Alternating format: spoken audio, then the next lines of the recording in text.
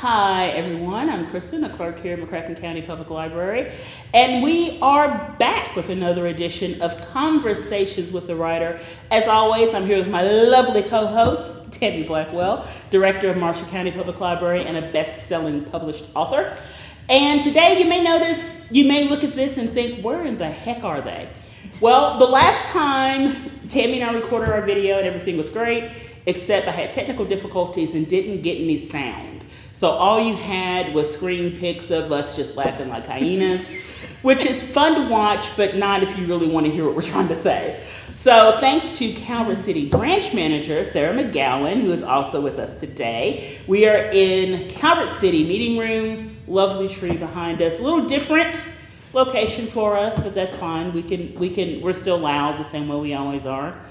And this is a video, end of year video, we're going to give you the best picks for 2022. Some of them will be books we just read in 2022, but most of them are books that are released in 2022, to kind of give you an idea of what you may have missed and what you may want to add to your to be read pile. Before Tammy and I get started, I did do a little video with a young lady by the name of Emily Parks about our second floor picks for 2022. So we're going to pause right now and get into that. Hi everyone, I am here with Miss Emily Parks, who has agreed to help me today. We're going to give you some end of year, some 2022 suggestions for the second floor items, your early, juvenile, young adult. And I think, why don't we alternate? I'll do some, you do some. That way we can both have a second to catch our breath and not speak for a while. And I'll kick it off. These, I solicited these from my coworkers, my second floor coworkers, and they came through with a bunch of suggestions. We're not going to go over all of them here, but they will be on, all of them will be on the graphics that'll be at the end of the video. So let's start out with early. These were suggested to me by Allison, and I appreciate them. And her main suggestion was the Baby Animal Tales series by A.J. Wood. She says these are perfect to read to your little one before bedtime. You can choose from many different adorable baby animals, and her personal favorite, her son's personal favorite, is Good Night Little Duckling. Yeah, and that's what she suggests for us. Let's talk about Matt's suggestions for juvenile fiction. What you got, Emily? Okay, so first we have Amari and the Night Brothers by B.B. Alston. Then we have That's okay. The Aquanaut. The Aquanaut by Dan Santat. School for Whatnots by Margaret Peterson Haddix.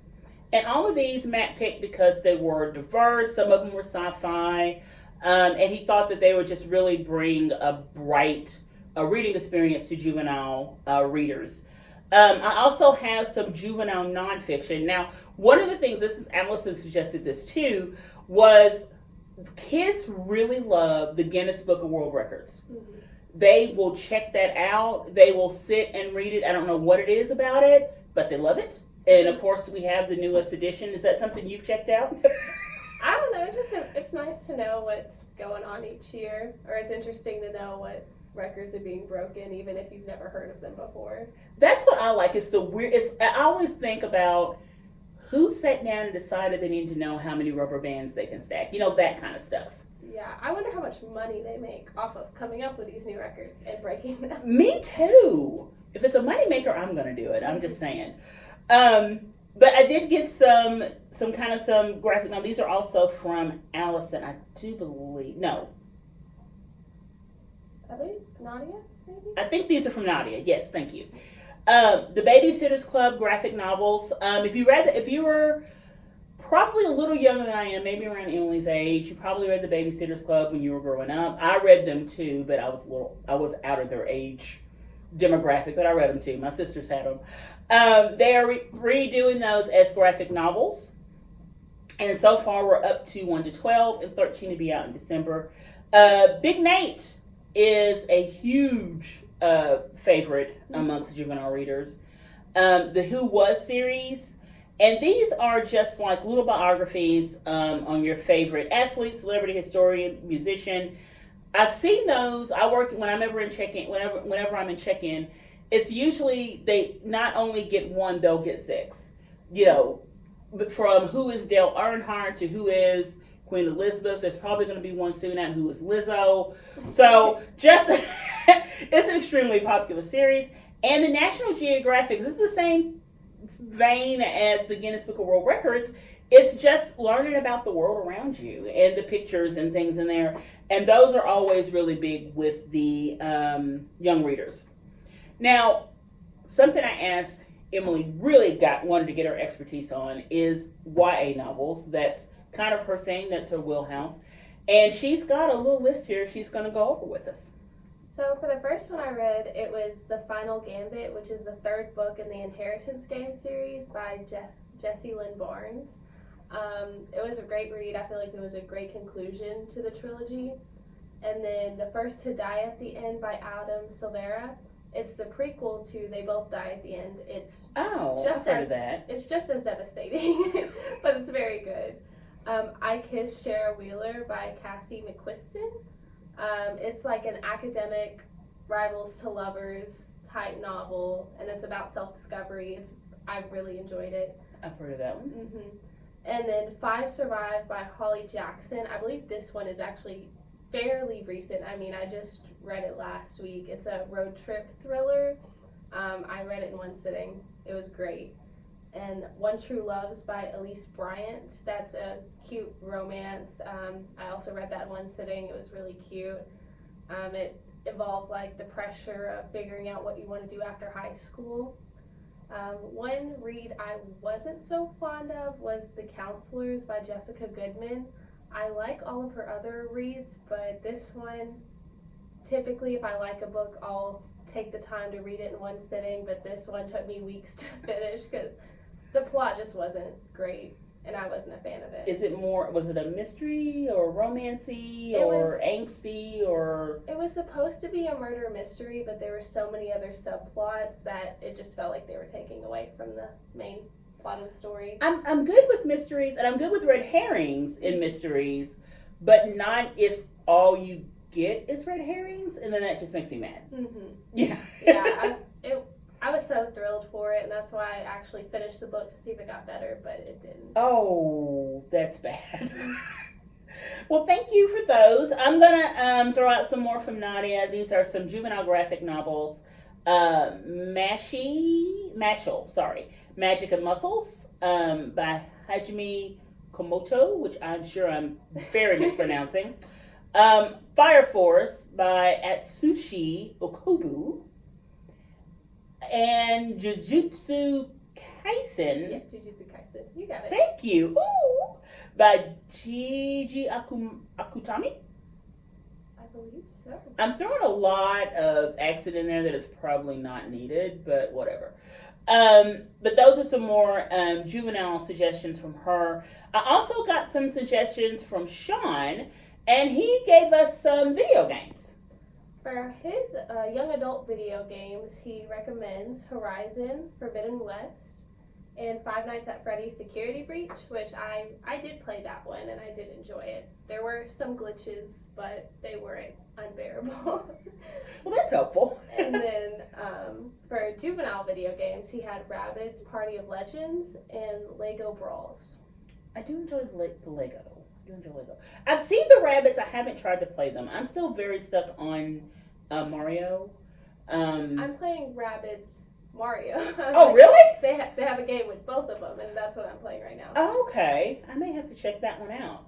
And to wrap up our video today, we've got some movies for juvenile. Bad Guys, which I did watch and really enjoyed. And Sing 2, which I haven't seen all the way through, but I love Sing. And I love anything that lets you karaoke. So that should be also something I'll get to eventually.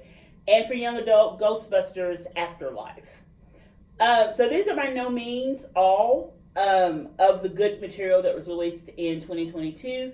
This is just a sampling of what some staff and former staff and library friend would suggest. As I said, all of these will be in the graphic at the end of the video. I want to thank you, Emily, for sitting with me today and agreeing so I wouldn't be the only one on camera. I appreciate You're welcome. It was no problem at all. Thank you very much. And now we're going to go back to our main video where we're going to talk with Tammy about her picks for 2022.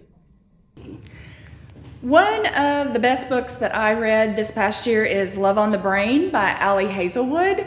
You may have heard of her because last year she had one of those best of the year books that was like on New York Times and all that, Love Hypothesis. She's really cool because she is a scientist. She has all sorts of published, peer-reviewed stuff. So there's a lot of science in there. They're kind of nerdy. But then the chemistry is really cool. And so I love those. And also she put out like a trilogy this year of, I don't know exactly how long they were. I think they were novellas. They were pretty decent length, but they weren't long. And it was Below Zero, Stuck with You, and Under One Roof. And it was basically kind of the same plot. But okay with this. It was one of those things where you're like, if you like this and you want it again with like a little different flavoring, then it's your different flavors of Cheesecake Factory cheesecake. They're all good. They are, but they're a little similar. Now, she's a book TikToker, right? Does she book TikTok? Is that the right author I'm thinking of? I don't know about the TikTokies. I feel like I've heard people finding out about her books because of TikTok. Yeah, I think her books are very popular on TikTok. Okay, I don't know necessarily that Allie TikToks. Okay. Yeah. Okay. Yeah. All right. I don't TikTok either, but I was trying to sound hip. Please forgive me. Yes. Thank you. All right, Sarah. What you got? Only one? Oh, okay. Just one for now. We're gonna get to more of them. I brought visual aids. The first one that I wanted to talk about was Demon Copperhead by Barbara Kingsolver. She is a Kentucky native author. Oh, I didn't know that. Yes, she is. She doesn't live here anymore, but this book. Okay, so it's sort of devastating, but it is a retelling of David Copperfield, like pretty accurate retelling of David Copperfield, set around the start of the opioid epidemic in Appalachia. It is incredible. I cannot recommend it hard enough, strongly enough, and it goes into a lot about the foster care system and just how that epidemic started and how people didn't really know that what they were doing basically at the time, and just how it devastated just a whole generation basically. But and I won't give away the end, but it is a devastating book, but it's not a relentlessly hopeless book, I will say. Okay, I can read books that have some sad, yes, but not if that's all it has. It's not all sad. And it has a great voice, I think, anyway, and it's like oddly accurate, like it's Dickensian but also Appalachian, and you're like, yes, that is exactly how that would be if that was real. So anyway, it has a lot of local interest, and just really, really good, and I hope that it should be huge. I want it to be. Now, is it Appalachia, Kentucky? They are in Virginia, like southern Virginia, but there is some of it set in Kentucky as well. Okay. Yeah. So that was my only fiction pick. It was mostly a nonfiction year, but nonfiction's good. Yeah, we're glad to have a fiction pick from you. I'm going to start with something that's a little out of my wheelhouse. My little sister, shout out to her, recommended this to me, Black Cake by Charmaine Wilkerson, and it was just wonderful. It starts out, it's twins, and their moms passed away, and they go to the will reading, and they're sitting there, and they're estranged. They were kind of estranged from their mother as well, and they're sitting there just waiting for it to be over so they can go back to their lives and maybe never speak again.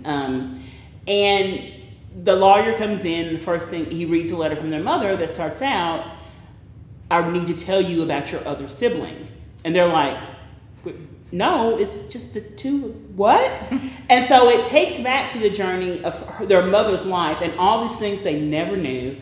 You're introduced to people that you're not quite sure at first how they fit in. If you keep reading, you find out. It all ties together really well. It goes from the Caribbean to London and back to the States, and it's just really, really good storytelling.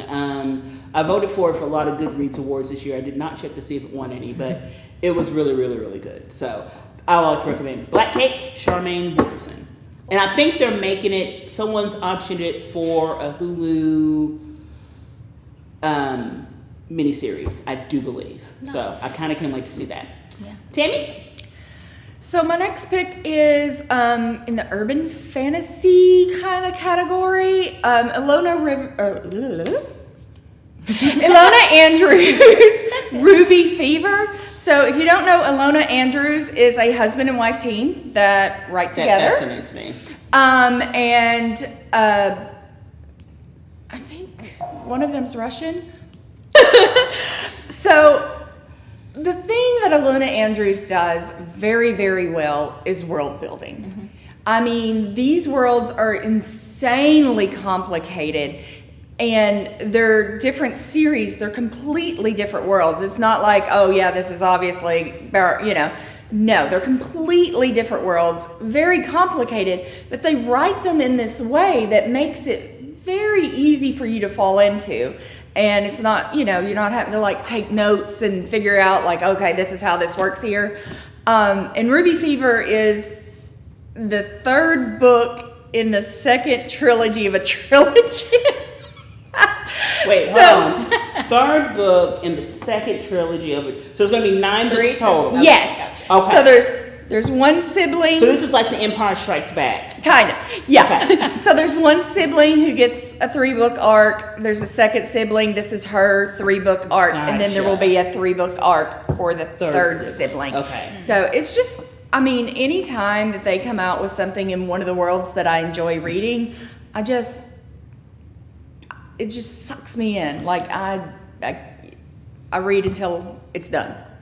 And so that was really good. If you have not checked out any of Ilona Andrews, this is the Hidden Legacy series, but I also recommend the Kate Daniels series by them. Do you need to start at the first one? Oh, yeah. These are very much... they build on each other. Yes. They have romance. This is very much a romance. Yay. But it's also got a lot of plot. A lot of plot. Okay. Fun. That sounds good. So I have... I'm fascinated by this title. It's such a good title. So if you are... I feel like this is a burgeoning field. So if you like things about cults, or just general weirdos and crime stuff, this one would be a really good fit. Yeah. Same. We are really coming into our own. There's so much content now if you're into this field, and but mostly I feel like I watch it. But this one was a really good. It's about the children of God, which is an especially crazy one if you follow that, and but it's actually just really well written, and it happens in a lot of exotic locations, which is really fun too. They are a polygamist sect, and they're kind of worldwide, right? They are worldwide, and most of it takes place in China, in South China, where they lived, and they are, what is the best way to say this? So the children of God, they have only recently come out against pedophilia in their cult. So yes, only very recently, and so the author was brought up when they did not denounce it, and in fact did encourage it and practice it in their cult. So it is a difficult read, but just really interesting perspective that you would have growing up there. So if you like that kind of content, this one is it's really good, and the title's just fun. I do like the title. Yeah. That's intriguing, if nothing else. I'm going to stick with, go with a sci-fi pick of mine, Dance with the Devil by Kit Rocha.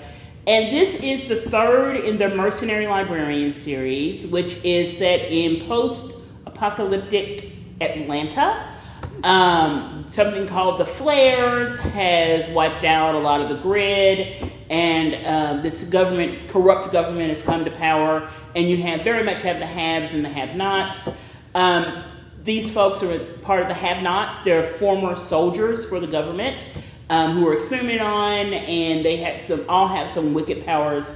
This one is about Danny, and her power is she doesn't feel pain at all. Now, I shouldn't say power, but she was genetically engineered to not feel pain. And she they're trying to break the final hold that the government, the protectorate, has over the area in which they live. So there's a dance with her and Rafe is a mercenary soldier who is also he's super strong, he's super smart, he's all of these things. He's been genetically engineered to be that.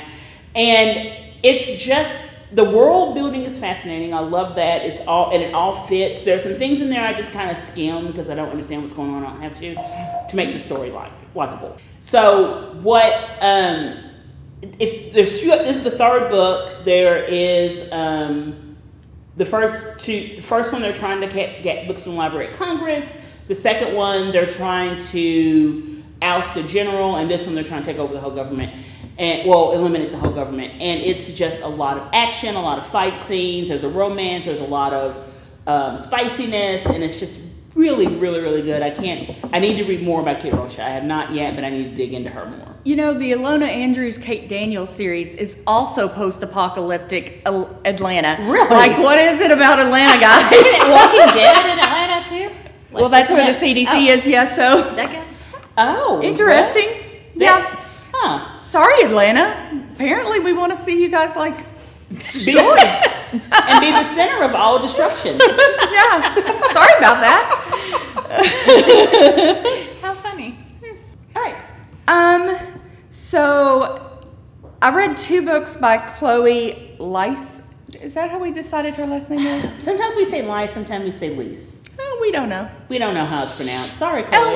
We love your books. So I read 2 of her books this year, and I could not decide between them.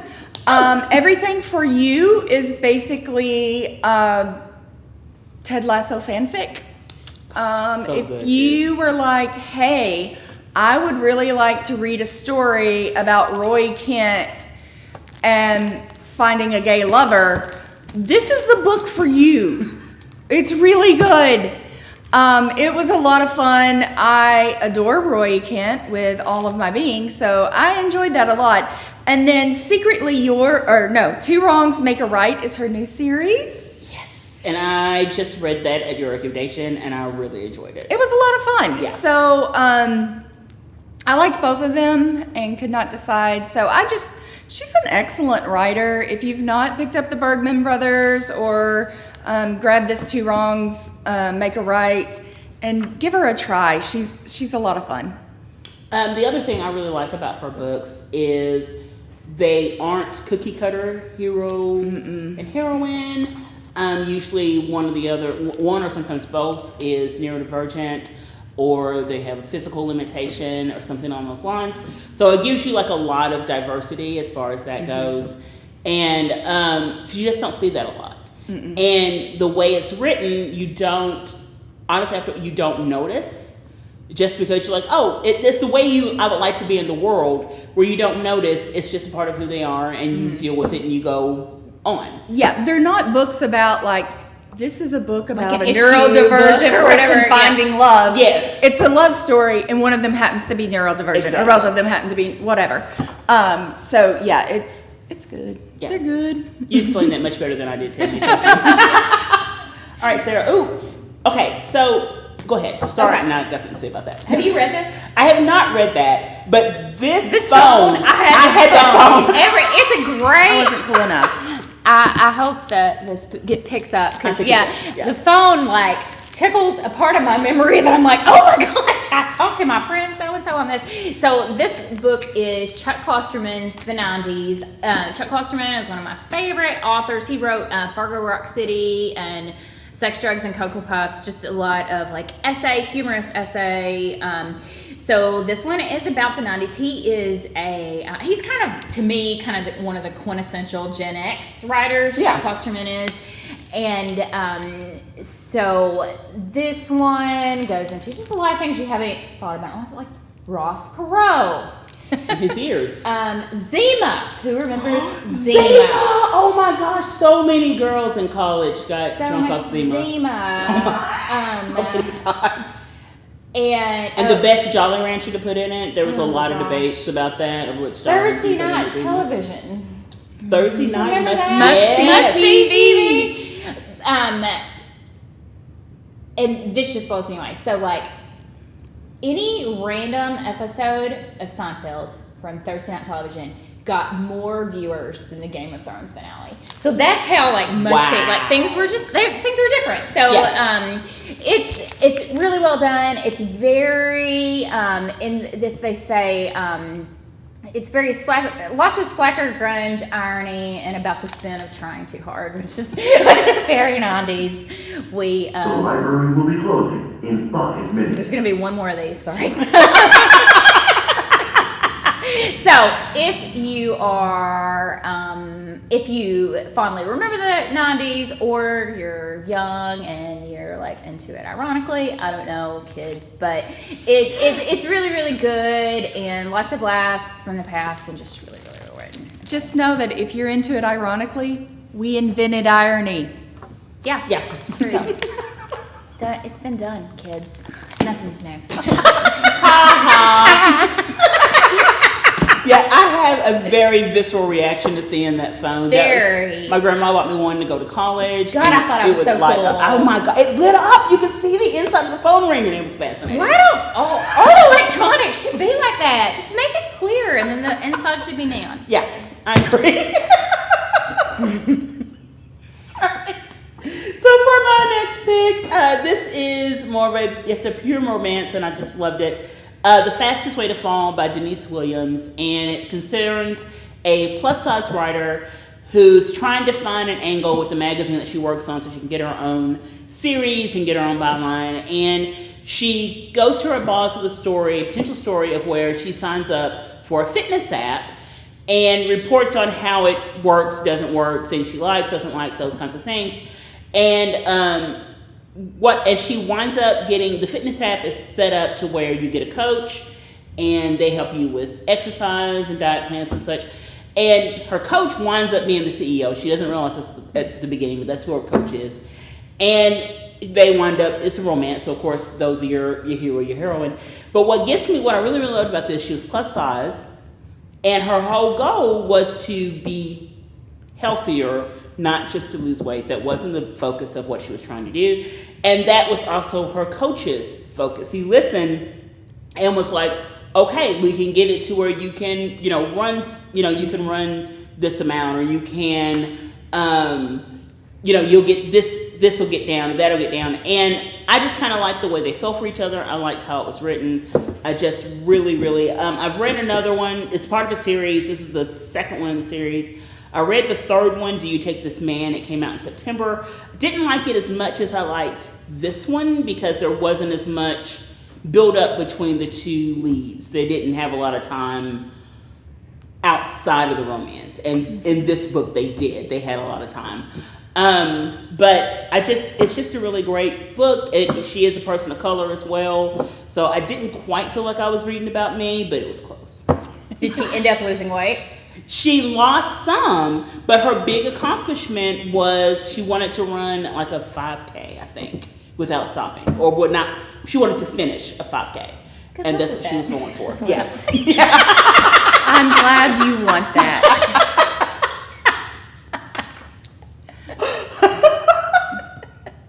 That sounds good. Yeah, but it was great. So do you have any more likes to share? We want to get to the ones we don't like.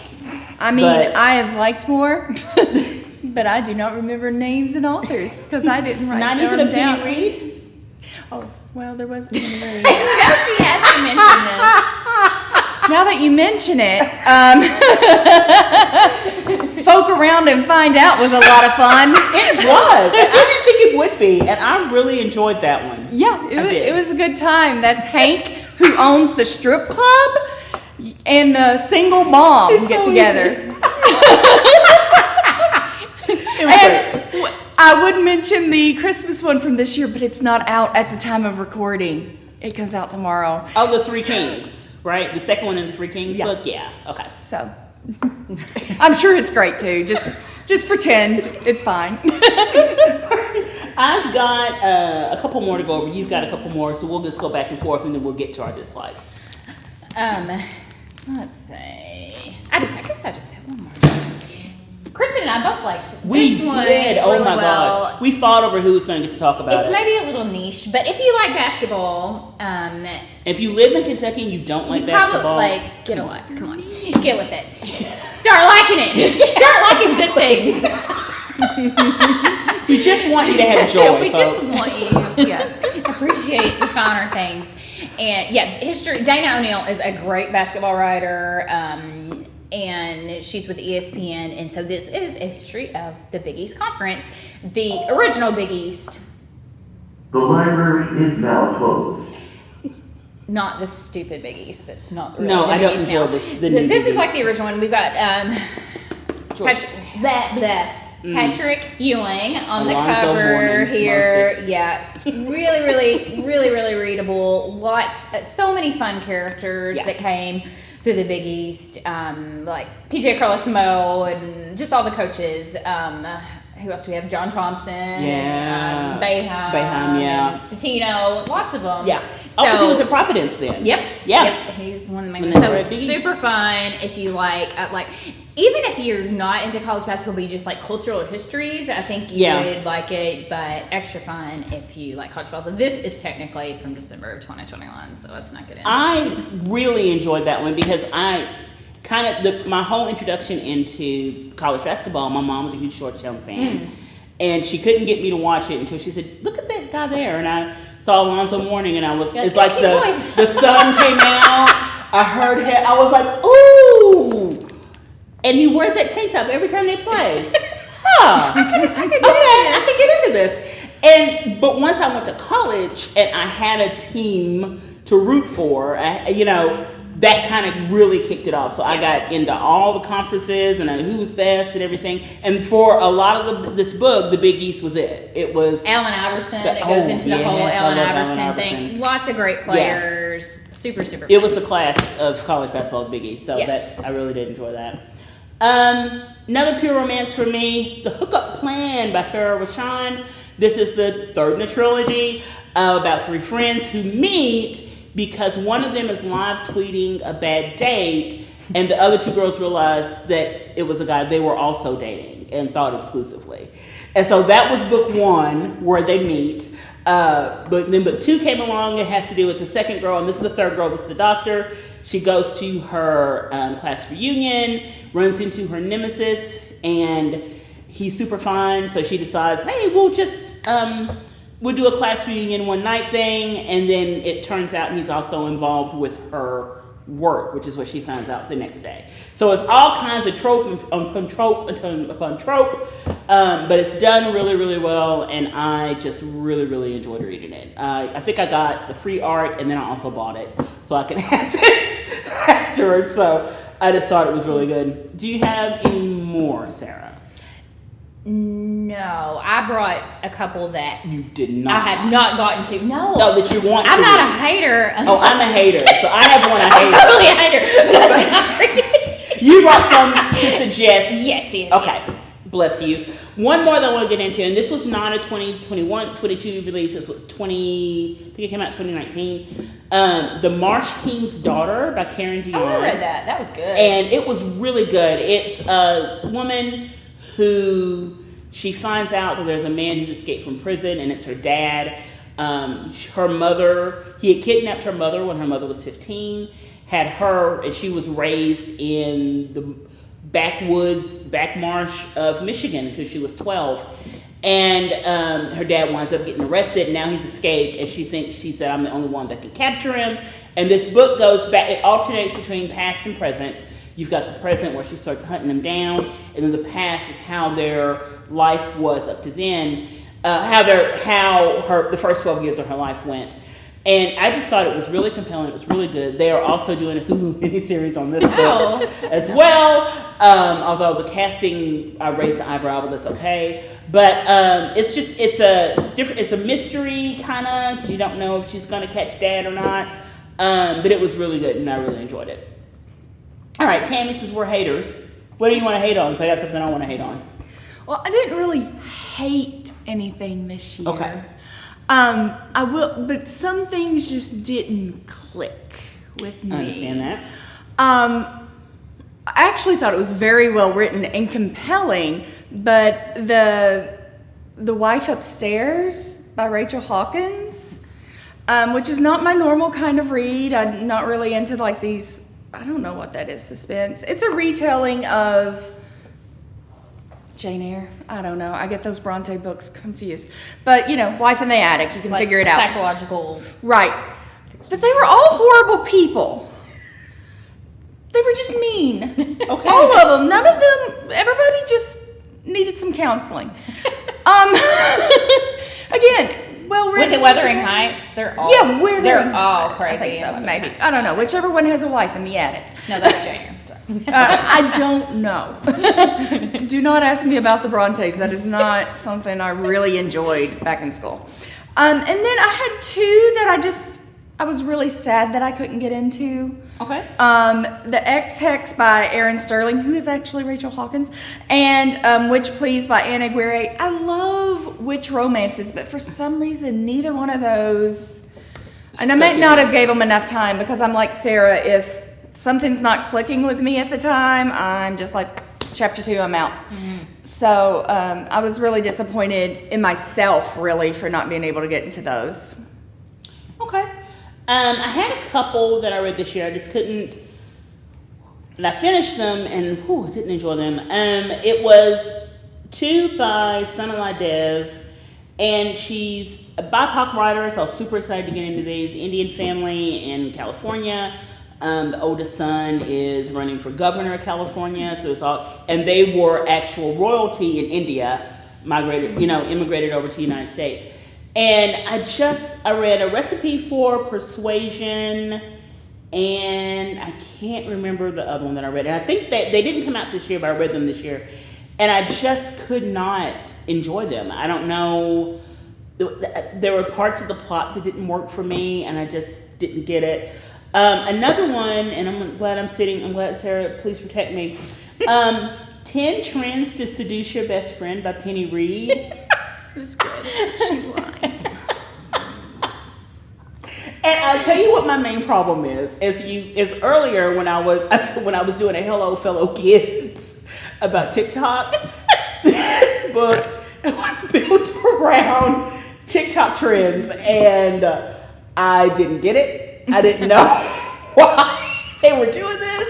I didn't understand how this was going to help her be a professional scientist, and I was just like, what are you doing? And I didn't understand. It didn't really explain to me how this dude had 4 master degrees by the time he was 24. I thought that was a lot.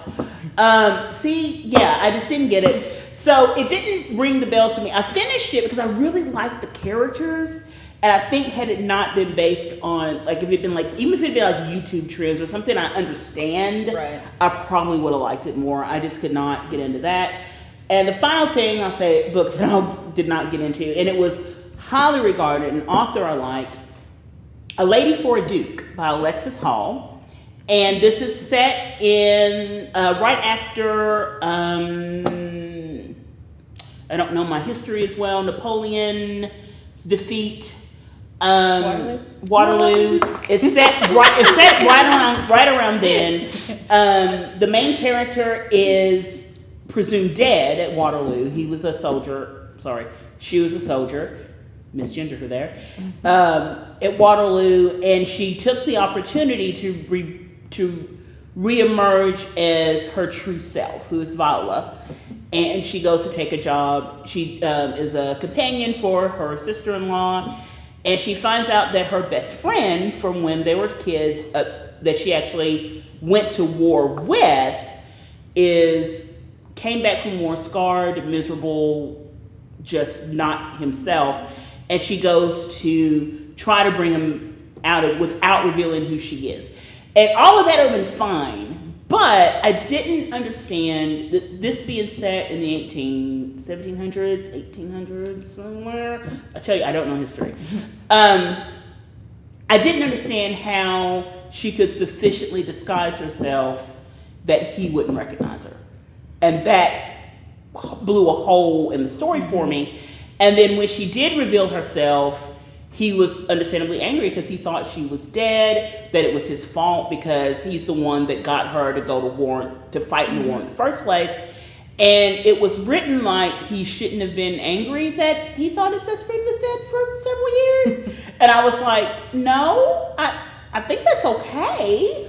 And I didn't, because it was written like he was mad that she was Viola, but that wasn't, the rest of the story didn't follow that. He was mad that he was miserable and she didn't reveal herself to him. That's what the whole, and so that just didn't stick for me. I like Alexis Hall. I read another book by Alexis earlier this year, Paris Delacourt is About to Crumble, that I really did enjoy. But this one just did not do it for me. Didn't do it for me. So, now you have some things that we should be reading, correct? Or we should think about reading, right, Sarah? That are on my list from this year. Cormac McCarthy has a new one. I've never read Cormac McCarthy, but so many people keep recommending Cormac McCarthy. Why do I think he died? Is he dead? I think so. No. I think not. because the books I've heard from him came out years ago. Like when I hear about them, The Road.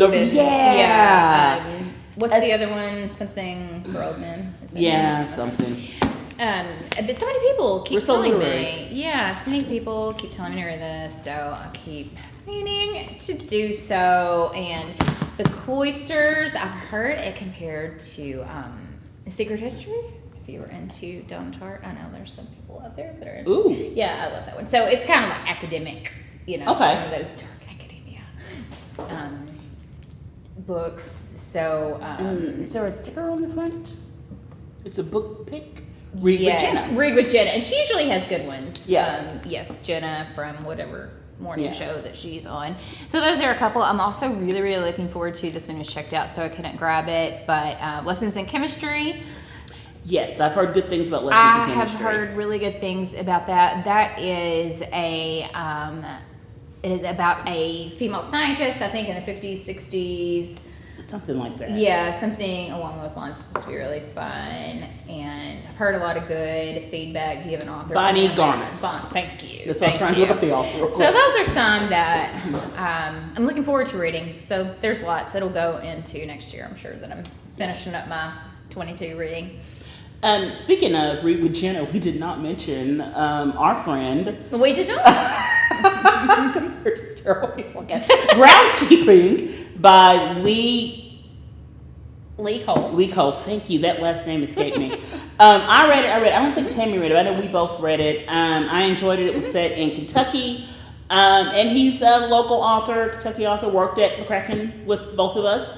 And it was it was a good portrait of a young man who needs to figure out what he's doing with his life. Mm-hmm. And I don't think by the end he figured it out, but the journey was interesting. And him trying to deal with coming to a place that he both loves, he came back home to Kentucky, place he both loves and also finds so much fault in and is so resentful of. And a lot of the resentment, especially since a lot of it was focused on Paducah, certain things in Paducah that kind of twitched a little bit. But once you get into that character, that he's just a dissatisfied person. And you hope that he finds a way to be satisfied. But I thought Lee did a very, very good job with this book. He is one to watch, for sure. Yes, I will agree. Yeah. What are we looking forward to in general in 2022? 2023? What kind of reading are we hope that we can get to in 2023? Just in general. I know. I'm throwing them because we did not talk about this. So I'm putting them on the spot. Well, as always, I want joyful reads. And I would love to find more books that feel like Ted Lasso or Only Murders in the Building. You know, those shows that we have right now that are, they just kind of take you out of it for a moment and give you hope and make you think that people are kind of awesome. I would like to find some books that feel that way. I mean, I think you can write about joy or a book that's not quite full of angst, I'll say, and it still be a well-written, well-plotted book. Because I feel like they feel like you can't, if you're just writing about something like a joyful read, it also can't be good. And it, you know, And nuance. I mean, like, for those of you who don't watch Ted Lasso is pure joy, but it also tackles mental health in a way that I have never seen on TV, you know, in a very realistic, matter-of-fact manner. So it does have depth. It's just good. It just makes you feel happy, and there's good people out there. So I want to see more joy, because I feel like this year a lot of the books that were trending had a lot of like just stuff that I can't read because it is so dark, and I don't want darkness. I want light. I agree with that. Sarah? I like dark. However, I will say, like, that is probably the most common thing that I hear from patrons. Like, what do you have that's happy? What's fun? Yes. Like, so, writers. I know you can't, it's not like, you know, you put a nickel in and a book comes out. You gotta have inspiration, but just saying, put it on your radar. Happy's good. I don't know. I never make reading goals. I just read whatever I want, and so I just hope I find a lot of fun stuff. I'm the same way. I want some fun. I think I want to read more books that are set around cooking, because those are the ones I really enjoy. But one of the books I enjoyed that I did not mention earlier, Before I Let Go by Kennedy Ryan, is a divorced couple who run a restaurant. And I just love reading about the behind the scenes stuff for doing restaurant stuff. Yeah. The Alexis Hall book I enjoyed was set in a cooking competition. And that's the kind of stuff that I really like. I will mention a book that I'm looking forward to reading in 2023 is Prince Harry's book Spare. Yes, you're right. And then I think I want to close the book on Harry and Meghan. Pun not intended.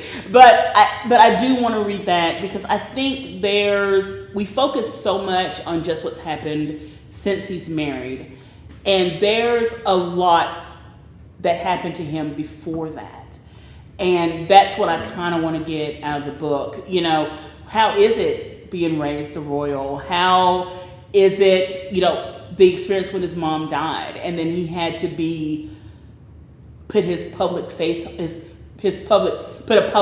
on private grief. How did he handle that? He had to comfort other people who were grieving his mother, and I cannot. That is wild. Yeah, I can't. I hope that by reading this, I can get a fuller understanding of that. Because I also want to read more nonfiction. I usually go to romance. I love my romance. I will not stop reading my romance, but I want to read a little more nonfiction.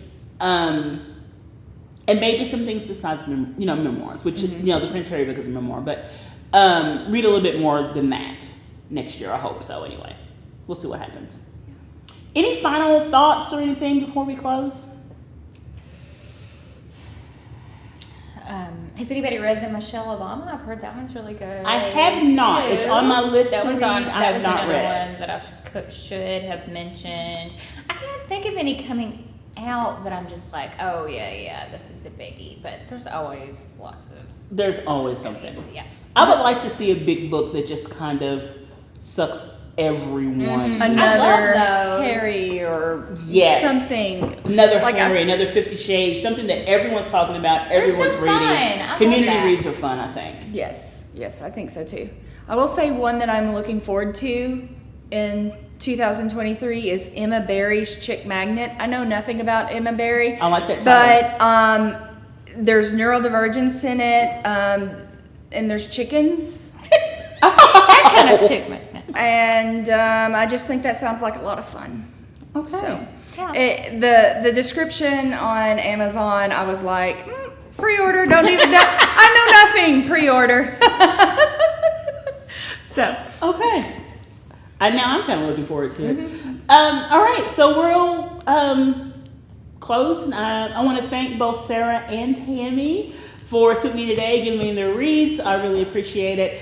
And this will probably be the last regularly scheduled conversation with the writer, a series that was born out of the pandemic And I really enjoyed doing it. I know Tammy really enjoyed doing it. But we want to pivot toward more in-person programming, getting you back into the library. So I'm gonna put a little pause on this. Although I do hope that we will still do an end of year wrap up, and that I can do it with both of you, because that would be fantastic. Yeah.